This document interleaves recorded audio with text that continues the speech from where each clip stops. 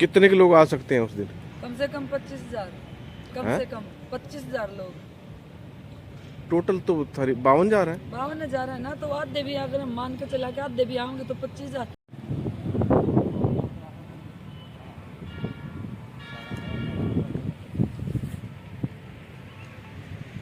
तो का अंदाजा लगा रहे थे, लेकिन फिर हमारी 35,000 प्लस हो गई थी। और अब भी हम अंदाजा लगा रहे हैं 25,000 का, इससे ऊपर ही ऊपर रहेंगे, नीचे नहीं होंगे 25,000 से।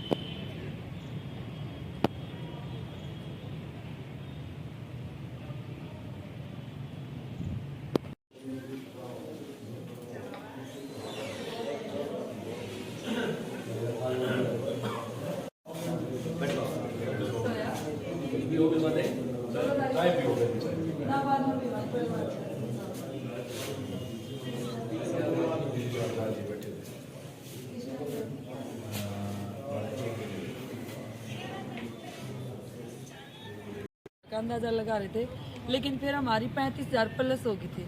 और अब भी हम अंदाजा लगा रहे हैं 25,000 का, इससे ऊपर ही ऊपर रहेंगे, नीचे नहीं होंगे 25,000 से।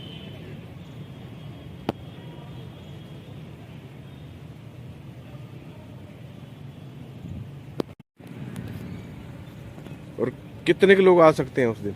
कम से कम 25,000, कम से कम 25,000 लोग। टोटल तो 52,000 है। 52,000 है ना, तो आधे भी अगर हम मान के चला के आधे भी आओगे तो 25,000। सरकार का क्या प्रोग्राम है? सरकार के खिलाफ जो आपकी मांगे हैं उसके लिए क्या किया जा रहा प्रोटेस्ट? 14 तारीख का जो हमारा प्रोग्राम है, हम पिछले 70 दिन ही हमें हो चुके हैं आज बैठे हुए। सरकार भी 42 दिन से बिल्कुल मुंह चुप किए हुए है। 10 जनवरी को जो बातचीत की थी उसके बाद सरकार ने हमारे साथ कोई बातचीत नहीं की है। तो इससे साफ पता लगता है कि सरकार कहीं ना कहीं हमारी अनदेखी कर रही है और सरकार कहीं ना कहीं हठधर्मिता पे अड़ी हुई है। तो इसके लिए हमने सभी विधायकों को 2-2 बार, पूरे हरियाणा के विधायकों को 2-2 बार हम ज्ञापन दे चुके हैं। धर्मपाल गोंदर के पास भी गए, हरविंदर कल्याण के पूरे पास हरियाणा भी, के रामकुमार पूरे कश्यप पे सभी भी। विधायकों के पास, चाहे किसी ने अभी तक रिस्पॉन्स नहीं दिया।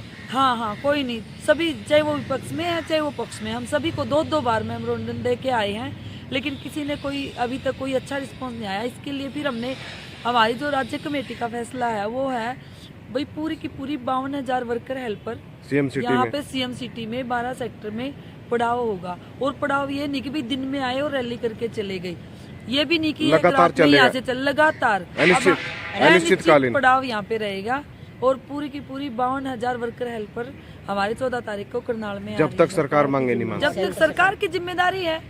तो ये आखिरी आर पार की लड़ाई कह सकते हैं। आखिरी आर पार ये तो सरकार ने जो निर्णायक लड़ाई है ना हमारी, हम तो पिछले 70 दिन से कह ही रहे हैं भाई 2018 में जो सरकार ने घोषणा की थी, हमारी कोई नहीं मांग नहीं है। आपने जो घोषणा कर रखी है उनको आप लागू कर दो। अब सरकार लागू करने में क्यों इतनी देर कर रही है, ये तो सरकार को ही पता है।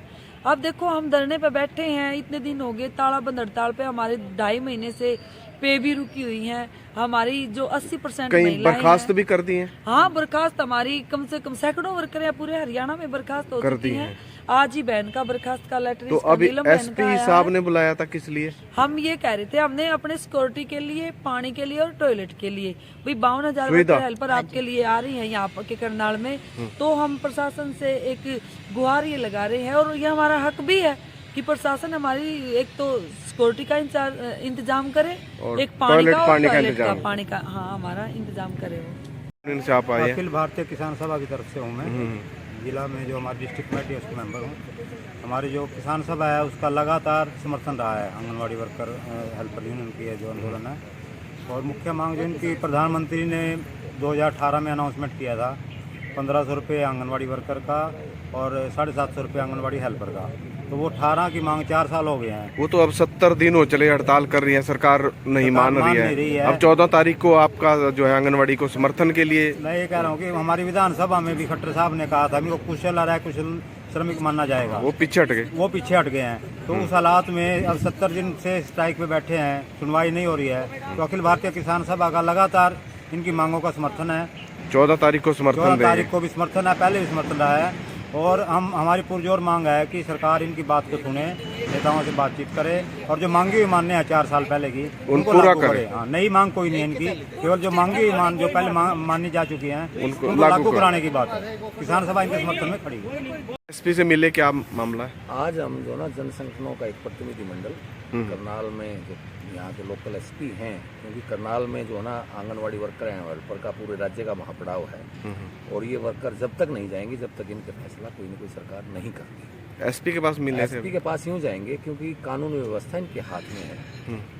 हमारी ओर से आंगनवाड़ी वर्कर की ओर से किसी प्रकार की कानून व्यवस्था में कोई बाधा नहीं डाली जाएगी। तो आपकी पीडब्ल्यूडी यूनियन के वर्कर भी साथ देंगे? सड़क कर्मचारी संघ से संबंधित जितनी यूनियन है हमारी पीडब्ल्यूडी मैकेनिकल वर्कर यूनियन के साथ है। सभी आंगनवाड़ी के सभी आंगनवाड़ी वर्कर्स के सभी जन संगठन जो है ना सड़क कर्मचारी संघ से संबंधित सभी संगठन इनके साथ हैं, CI2 के संगठन सभी इनके साथ हैं और ये अपील करने आए हैं कि जो प्रबंध प्रशासन को करने चाहिए उनमें कोई कोताही ना हो। जैसे महिलाएं हैं, सुरक्षा का प्रबंध, पानी का प्रबंध, बिजली का प्रबंध और जिला प्रशासन करे। हाँ, विशेष तौर से टॉयलेट का प्रबंध वो प्रशासन करेगा। तो हाँ कर दी?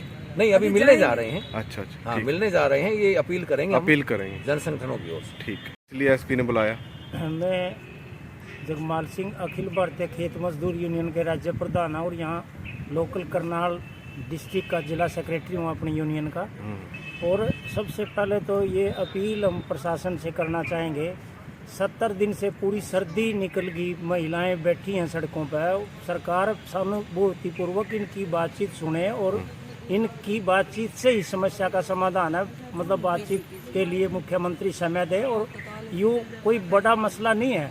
केवल प्रधानमंत्री ने जो घोषणा कर रखी 2018 में 1500 रुपये वर्कर के और 750 रुपये हेल्पर के, और जो मुख्यमंत्री ने विधानसभा में घोषणा कर रखी अर्ध कुशल का और कुशल का, इनकी कुछ ज़्यादा बड़ी लंबित मांगे नहीं है।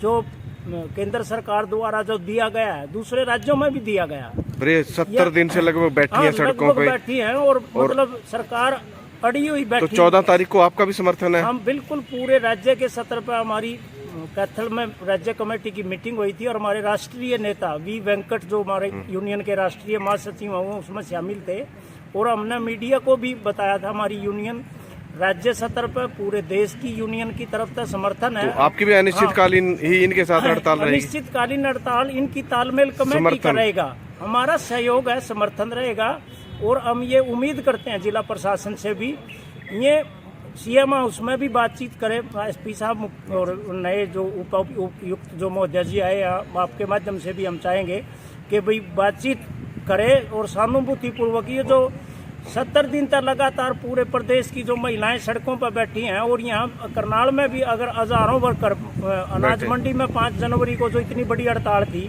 इसी तरह की हड़ताल में मतलब जो निश्चित तौर पर प्रशासन के भी कुछ नौजवान भी लगेंगे, जो मांग है महिलाएं मदद करें। हाँ, वो मदद भी करे और सहयोग करे बातचीत का, ये हम चाहेंगे। जो यूनियन है आंगनवाड़ी वर्करों के समर्थन में 14 तारीख को जो अनिश्चितकालीन शुरू कर रहा है उसका समर्थन करेगी? मैं CI2 ज्वाइंट सेक्रेटरी के तौर पे आज हमारे राज्य के महासचिव अमृत जय भगवान और अध्यक्ष सुरेखा जी आई और उस जगह का मुआयना किया है। तमाम सुविधाएं जो यूनियन की तरफ से यहाँ जो समस्याएं आने वाली हैं उनको पहले देखते। कहाँ पर धरना रहेगा अनिश्चितकालीन? फुआरा पार्क में ये स्थान बैठेंगे अभी तक निर्धारित किया तो SP से क्या क्या मांग करेंगे?